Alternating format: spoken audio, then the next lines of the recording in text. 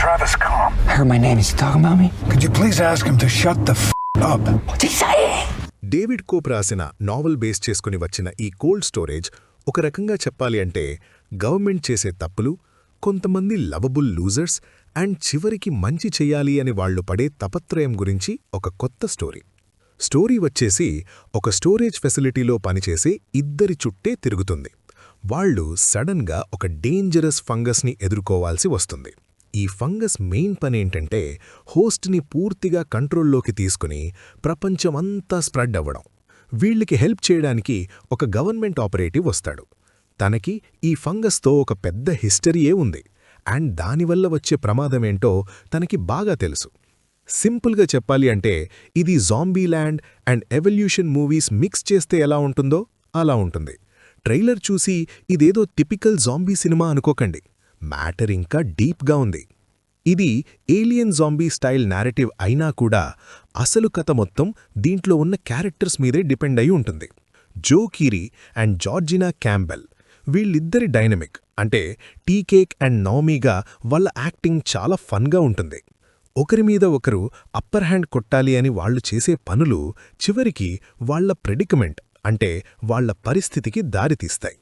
కానీ దీంట్లో స్మార్ట్నెస్ ఏంటంటే వాళ్ల ఈ నేచర్ వల్లే సిచ్యువేషన్ని హ్యాండిల్ చేయడానికి వాళ్లు ఎక్కువ ప్రిపేర్ అయినట్టు అనిపిస్తుంది. కీరీ అండ్ క్యాంబెల్ ఇద్దరి యాక్టింగ్ చాలా న్యాచురల్గా ఉంటుంది. సో మనం వాళ్లకి ఈజీగా కనెక్ట్ అయిపోవచ్చు. స్పెషలీ టీకే క్యారెక్టర్ కొంచెం డమ్మీగా ఉండడం తనని ఇంకా ఇష్టపడేలా చేస్తుంది.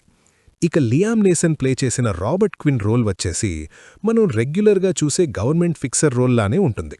కానీ ఎప్పుడూ సీరియస్గా ఉండే రోల్లా కాకుండా తను చాలా విటీగా సిచ్యువేషన్ ఎంత సీరియస్గా ఉన్నా కామెడీ చేస్తూ ఉంటాడు.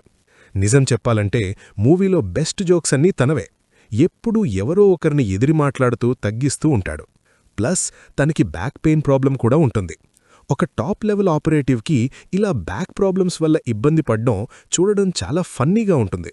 నాకు కూడా బ్యాక్ పెయిన్ ఇష్యూస్ ఉన్నాయి కాబట్టి నేను చాలా రిలేట్ అయ్యాను అండ్ తనని చూస్తుంటే నాకు కూడా నొప్పి పుడుతున్నట్టు అనిపించింది.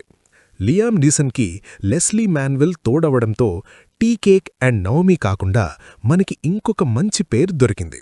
వీళ్ళిద్దరి కెమిస్ట్రీ కూడా చాలా ఫన్గా వర్కౌట్ అయింది. ఇక స్టార్టింగ్స్లోనే సోప్ దిరుసు చిన్న రోల్లో కనిపిస్తారు. స్మైల్ మూవీ ఫ్యాన్ అయితే తన్ని మళ్లీ ఇలాంటి హారర్ అడ్జసెంట్ రోల్స్లో చూడడం చాలా బాగుంటుంది.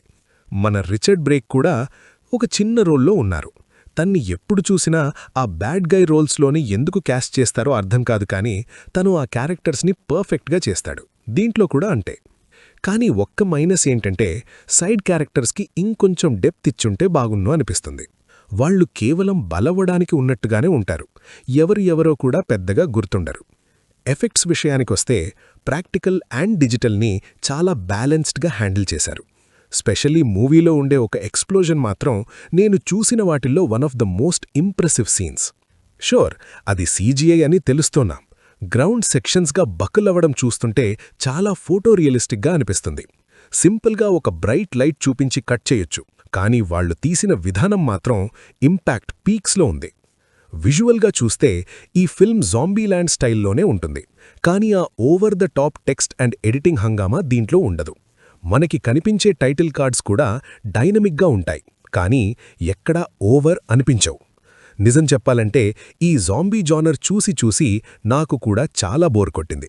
సో మళ్లీ అదే స్టంబ్లింగ్ గౌల్స్ అంటే ముళ్ళుగా నడిచే ప్రేతాలు చూడాలంటే నేను కూడా కొంచెం భయపడ్డాను. కానీ థ్యాంక్ గాడ్ చూడడానికి జాంబీలా ఉన్నా వీళ్ల నేచర్లో జాంబీయిజం అస్సల్లేదు. వీళ్ళు ఒక హైవ్ మైండ్లా పనిచేస్తారు. అంటే మొత్తం అందరూ ఒక్కటిగా ఆలోచిస్తారు. వీళ్ల సోల్ టార్గెట్ ఏంటంటే కేవలం స్ప్రెడ్ అవ్వడం మాత్రమే. వీళ్ళు ఎప్పుడు ఎక్స్ప్లోడ్ అవుతారు అనే విషయంలో చిన్న ఇన్కన్సిస్టెన్సీ ఉన్నా అది స్టోరీ ఫ్లోని మాత్రం ఎక్కడా డిస్టర్బ్ చేయదు. డేవిడ్ కోప్ గురించి చెప్పాల్సిన అవసరం లేదు. జురాసిక్ పార్క్ నుండి మిషన్ ఇంపాసిబుల్ వరకు తను చాలా ప్రొలిఫిక్ రైటర్. అందుకే తను సొంత నావెల్ని అడాప్ట్ చేస్తున్నాడు అంటే మనకి కాస్త ఎక్స్పెక్టేషన్స్ ఎక్కువగానే ఉంటాయి. నావెల్లో కొన్ని క్యారెక్టర్ ఇంటరాక్షన్స్ని స్క్రీన్ పైన కాస్త కట్ చేశారు, కానీ క్యారెక్టర్స్ని మనకి పరిచయం చేసి మనం వాళ్లని ఇష్టపడేలా చేయడంలో కోప్ సక్సెస్ అయ్యారు. తన మిగతా వర్క్స్ లాగే కోల్డ్ స్టోరేజ్లో కూడా హై స్టేక్స్ ఉన్నట్టు మనకి అనిపించదు. క్యారెక్టర్స్ ఎప్పుడూ రియల్ డేంజర్లో ఉన్నట్టు మనకి ఫీలింగ్ రాదు. కానీ నిజం చెప్పాలంటే ఇప్పుడున్న సిచ్యువేషన్స్లో మనకి ఇలాంటి ఫన్ అండ్ లైట్ హార్టెడ్ వాచే కరెక్ట్ అనిపిస్తుంది. ఈ మూవీ టోన్ చాలా లైట్గా, బ్రీజీగా ఉంటుంది. అసలు ఈ క్యారెక్టర్స్తో అలా టైం స్పెండ్ చేయడం చాలా ఎంటర్టైనింగ్గా అనిపిస్తుంది. వీళ్ళకి ఏదో అయిపోతుంది అనే టెన్షన్ కంటే వీళ్ళు అనుకున్నది సాధిస్తారా లేదా అనే తపత్రయమే మనకి ఎక్కువగా ఉంటుంది. సర్లే, ఇలాంటి మూవీస్ నుండి మనం కోరుకునేది కూడా ఇదే కదా. అందుకే నేను కోల్డ్ స్టోరేజ్ మూవీకి 7/10 రేటింగ్ ఇస్తున్నాను. మ్యూజిక్. మా వీడియోని క్లిక్ చేసి చూసినందుకు అందరికీ చాలా థ్యాంక్స్. మీకు ఈ వీడియో నచ్చినట్లయితే తప్పకుండా లైక్ చేయండి, సబ్స్క్రైబ్ చేయండి అండ్ ఇలాంటి కాంటెంట్ ఇష్టపడే మీ ఫ్రెండ్స్కి షేర్ చేయండి.